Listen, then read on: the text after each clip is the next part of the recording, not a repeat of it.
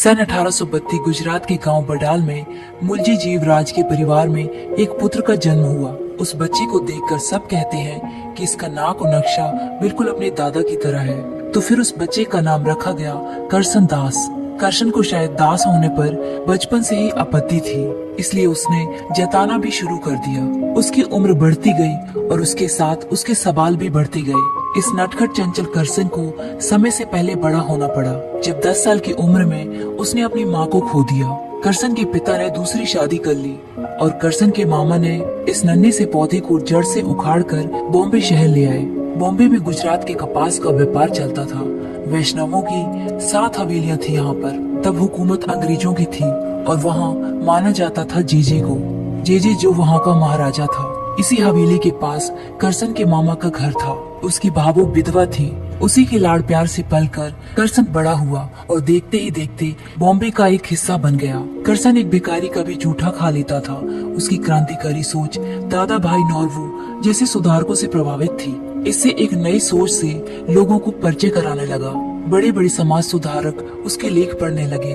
करसन विधवाओं की भी जिंदगी बदलना चाहता था। होली का दिन था। वो अपने बाबू से कहता है कि एक दिन आप भी इस रंग से खेलेंगे। उसकी बाबू कहती है जिसके लिए रंग लेकर आया है अब उसके पास जा। सगाई के बाद उसने बहुत इंतजार किया है तुम्हारा, अभी दिन है तुम्हारे और फिर शादी के बाद सब कुछ बदल जाएगा। वो कहता है आप ऐसा क्यों कहती हैं? वो कहती है उड़ती लटे घूंघट में बदल जाती हैं और अब तू जा, किशोरी को और इंतजार मत करा। जब करसन अपनी मंगेतर किशोरी के पास उसे रंग लगाने जाता है तो किशोरी उसे रंग लगाने से मना कर देती है। वो कहती है आज जेजे महाराज आने वाले हैं। वो जेजे महाराज को बहुत मानती है और जब तक वो रंग नहीं लगा लेते हम किसी से रंग नहीं लगवाएंगे। फिर करसन भी उसे जाने देता है। पूरा गांव जेजे के सामने रंगों के साथ खेलता है। जेजे की नजर किशोरी पर पड़ती है और वो चरण सेवा का अवसर किशोरी को दे देता है। इस बात से किशोरी और उसकी माँ बहुत खुश थे, क्योंकि उनका सोचना था कि ये अवसर किसी किसी के नसीब में होता है। वो इसे अपना सौभाग्य मानती है। किशोरी जेजे के पास चली जाती है। करसन उसे ढूंढता हुआ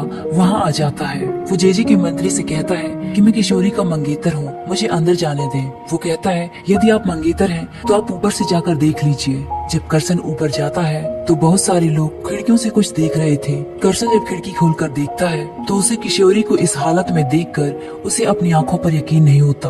वो दरवाजा खोलकर सीधा अंदर चला जाता है। ऊपर से देखने वाले लोग वो कह रहे थे कि तुमने चरण सेवा में बाधा डाली है, पाप लगेगा तुम्हें, हमारी यात्रा अधूरी रह गई। वो किशोरी से कहता है कि चरण सेवा के नाम पर तुम क्या कर रही थी? तुमसे मुझे ये उम्मीद नहीं थी, अब तुम घर चलो। जेजे उससे कहता है कि ये परंपरा है। जेजे किशोरी से कहता है कि आप जाना चाहती हैं तो यहाँ से जा सकती हैं। किशोरी करसन से कहती है कि आप जाओ, मैं आ जाऊंगी।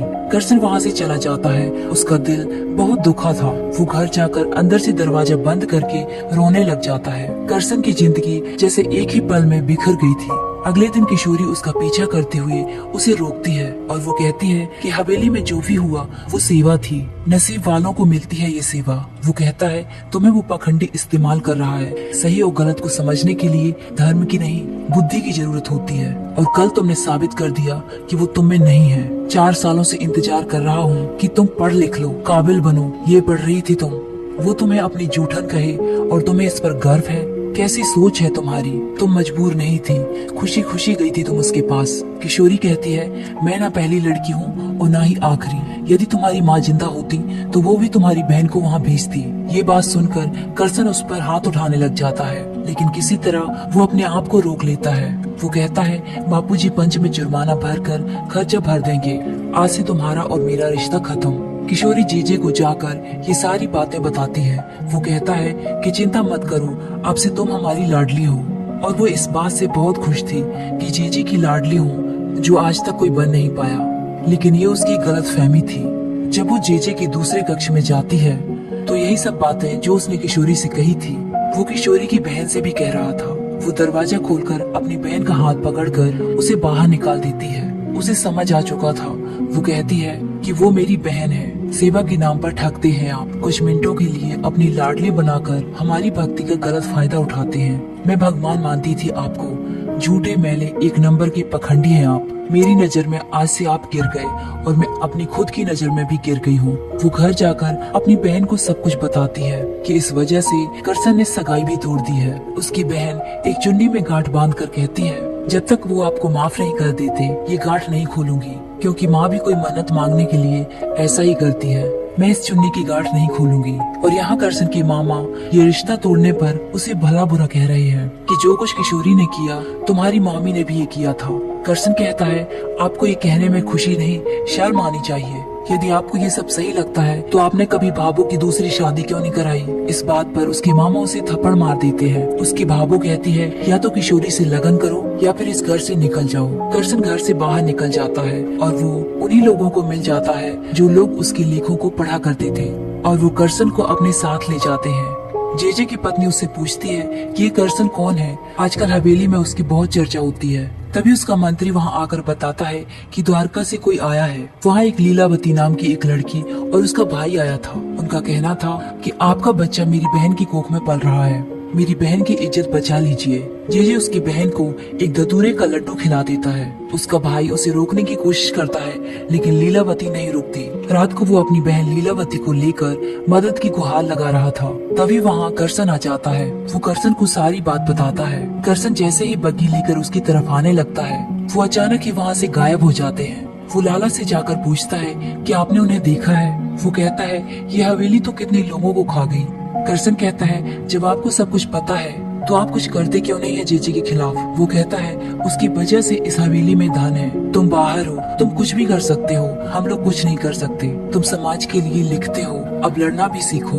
वो इस बारे में नावरोजी से बात करता है। वो कहता है मेरे पास थोड़ी देर पहले किशोरी आई थी, सुधार की शुरुआत तुमसे होनी चाहिए। तुमने किशोरी को उसकी गलती तो दिखाई लेकिन उसे सुधरने का मौका नहीं दिया। करसन भी सोचने लगता है कि हाँ मुझसे गलती हुई है, मैंने उसे मौका नहीं दिया। जब तक पीछे से एक आदमी उसे वहाँ से बुलाकर कुछ दिखाने के लिए ले जाता है और वो किशोरी की लाश थी। किशोरी ने इस गिल्टी में अपनी जान ले ली थी। करसन इस बात से बहुत दुखी हो जाता है क्योंकि उसके पास अब कुछ भी नहीं था। वो किशोरी से नाराज था लेकिन शायद उसे वो माफ भी कर सकता था, लेकिन अब उसके पास पछतावे के अलावा कुछ भी नहीं है। तभी किशोरी की बहन करसन को एक चिट्ठी देती है जो किशोरी ने लिखी थी। उसमें लिखा था कि मैं अंधी हो चुकी थी, इंसान और भगवान के बीच का फर्क ना जान सकी। आज जब आंखें खुली तो आपसे आंखें मिलाने के लायक नहीं रही। उस पछतावे का सबूत मैं जीते जी नहीं दे सकती, इसलिए मर कर दे रही हूँ। तुम जेजे का असली चेहरा समाज के सामने जरूर लाना। करसन गुस्से से जेजे के पास जाता है। वो कहता है कि बधाई हो, एक और बलि चढ़ गई, तू हत्यारा है। अब मैं बोलूंगा और तू नहीं बचेगा। धर्म के ठेकेदारों से मैं लड़ूंगा, ये मेरा वादा है। और अब मैं लिखूंगा सिर्फ तेरे बारे में, भले मैं ही क्यों न डूब जाऊं, तुझे साथ लेकर डूबूंगा। वो अपनी नई पत्रिका में जेजे के बारे में लिखना शुरू कर देता है, लेकिन जब ये सारी पत्रिकाएं दुकान पर पहुंचाता है तो जेजे के आदमी उसे छीनकर उन पत्रिकाओं को जला देते हैं। जेजे कहता है हवेली का कोई भी द्वार नहीं खुलेगा जब तक करसन गिड़गिड़ाकर हमसे माफी नहीं मांग लेता। लाला जी कहते हैं कि मंगला दर्शन के बिना भक्त अन्न का दाना भी नहीं ग्रहण करते। अगली सुबह हवेली के द्वार ना खुलने पर लोगों का गुस्सा जमकर फूट रहा था। तभी वहाँ करसन आ जाता है। वो लोगों को समझाता है कि आप लोगों ने इन हवेली वालों को बहुत ज्यादा बढ़ावा दिया है। तुम लोगों को हवेली की जरूरत नहीं है, इन हवेली वालों को तुम्हारी जरूरत है। और यही तो कहते हैं कि भगवान हर जगह है, तो फिर इस फोटो के दर्शन करके अन्न ग्रहण कर लो।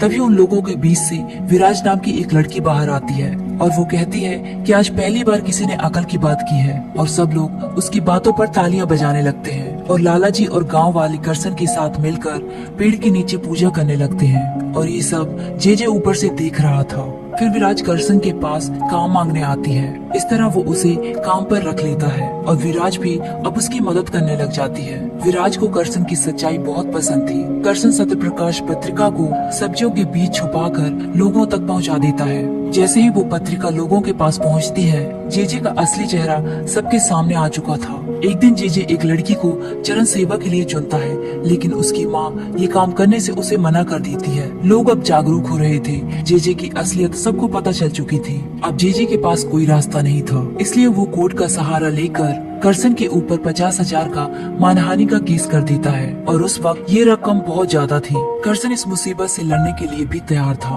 वो गवाही देने के लिए कुछ लोगों को भी तैयार कर लेता है, लेकिन जेजे के आदमी उन्हें धमकी देने लग जाते हैं कि उन्हें उनकी बिरादरी से निकाल दिया जाएगा। इस वजह से वो लोग गवाही देने से इनकार कर देते हैं और पीछे हट जाते हैं। करसन बहुत ही परेशान बैठा था, तभी उसके पास जेजे की पत्नी वहाँ आती है। वो जेजे से बहुत परेशान थी, इसलिए वो करसन का साथ देना चाहती थी। वो उसे एक पता देती है और कहती है कोई है जो जेजे के खिलाफ गवाही दे सकता है। करसन उस पते पर जाता है तो वहाँ लीलावती और उसका भाई मिलता है। लीलावती वही लड़की है जिसकी उस रात करसन मदद करने की कोशिश कर रहा था और वो अचानक गायब हो गए थे। दरअसल उसे जेजे ने धतूरे का लड्डू खिलाकर उसे मारना चाहा था, लेकिन उसकी पत्नी ने उसे नमक का पानी पिलाकर उसे उल्टियाँ कराई और लीलावती और उसके भाई को यहाँ छुपने को कहा। लीलावती जेजे के खिलाफ गवाही देने के लिए तैयार थी। अब करसन को लीलावती और उसके भाई की भी चिंता थी, इसलिए वो उन्हें छुपा कर रखता है। लेकिन जेजे को इस बात की खबर लग जाती है और जब करसन हवेली लीलावती और उसके भाई के बारे में पूछने जाता है तो उसे जेजे बताता है कि लीलावती की हवेली में ही शादी कर दी गई है और अब वो यहाँ खुश है और उसके भाई का कुछ भी पता नहीं था कि उसके साथ क्या हुआ। अब करसन के पास गवाही देने के लिए कोई भी नहीं था। कोर्ट की डेट भी आ जाती है। कटघरे में एक डॉक्टर को बुलाया जाता है। वो बताता है कि जेजे को एक गुप्त बीमारी है, वो गलत कामों से ये बीमारी लग जाती है। फिर कटघरे में करसन को बुलाया जाता है। करसन जेजे के बारे में सब कुछ बताता है और वो वहाँ बैठे लोगों से कहता है कि यदि ऐसे ही बैठे रहे तो हमेशा के लिए चरण सेवा चलती रहेगी और तुम्हारी बहन बेटियाँ झूठी होती रहेंगी। आज तुम्हारे हाथ में ये है कि तुम इसके खिलाफ बोल सकते हो और लोगों पर उसकी कई बातों का असर हो जाता है। इस तरह वो सब लोग एक एक करके जेजे के खिलाफ गवाही देने लग जाते हैं। अगले 7 दिनों में तकरीबन 32 लोगों की गवाहियाँ ली गयी। महिलाएं निडर होकर अपने लिए बोली, पुरुष अपनी बहन बेटियों के लिए बोले। 22 अप्रैल 1962 को अदालत ने करसन दास को मानहानि के केस से बरी किया। इस तरह चरण सेवा जैसी सेवाएं बंद कर दी गयी। आज हम जिस समाज में रह रहे हैं वो करसन दास जैसे महान सुधारकों की देन है। वो सिखा गए कि ईश्वर तक पहुंचने के लिए किसी माध्यम की जरूरत नहीं। धर्म भगवान बनने का नहीं, एक अच्छा इंसान बनने का माध्यम है। इस तरह ये कहानी यही खत्म हो जाती है। तो दोस्तों ये थी हमारी आज की कहानी। हमारी कहानी आपको कैसी लगी